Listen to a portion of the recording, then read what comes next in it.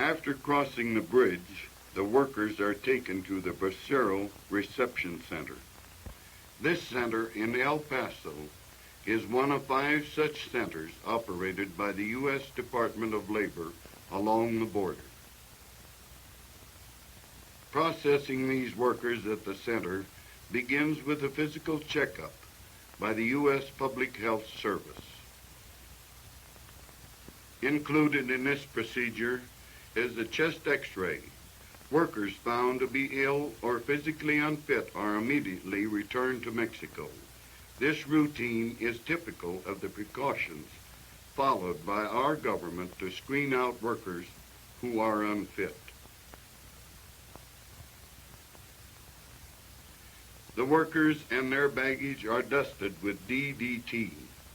It is interesting to note that while there have been occasional interruptions in getting these workers from Mexico in the past years, it is still possible to secure an adequate supply.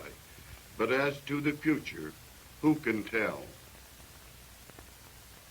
Each year, the red tape becomes more complicated and the cost goes up. After dusting, they are photographed for passport purposes and are then ready for selection by their future employers. Even those workers who have never been in the United States before have learned from their friends that the Great Western Territory offers real opportunity, and the GW call is awaited with eagerness. After selection by Great Western men, they are given a security check by Border Patrolmen. Each man is fingerprinted. A print is taken of each finger on both hands for the files of our government.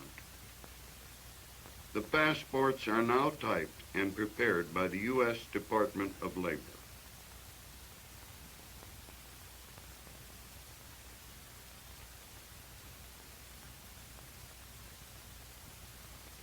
Each man's photograph is attached to his passport. Incidentally, the process of contracting workers is nowhere near as simple or as quick as these pictures might indicate. The actual process takes about 3 hours, requiring the work of an enormous staff. Now he's all set to go, and he gets his seat assignment on a Great Western bus to a specific factory district. Our fortunate Bracero is now waiting in line to get his first meal in the United States. Behind him are all the trials and tribulations he has endured for several weeks in order to make the grade. Ahead of him lies the opportunity to work hard at much higher wages than he has ever received at home, and to send back to his family the biggest part of his earnings. After eating, he bathes and shaves and gets ready to be on his way.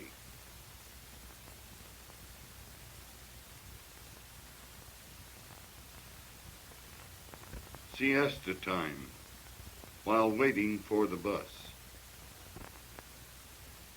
The able Mexican consul in El Paso gives the workers final advice on adjusting themselves to the way things are done in the United States.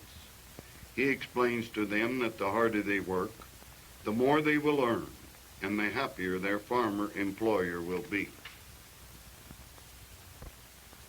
As we wait for the bus, let's ask ourselves, who are these people? Where do they come from? Perhaps some of you have visited the beautiful state of Oaxaca. Well, for example, these smaller fellows come from Oaxaca, way down below Mexico City, almost to Central America.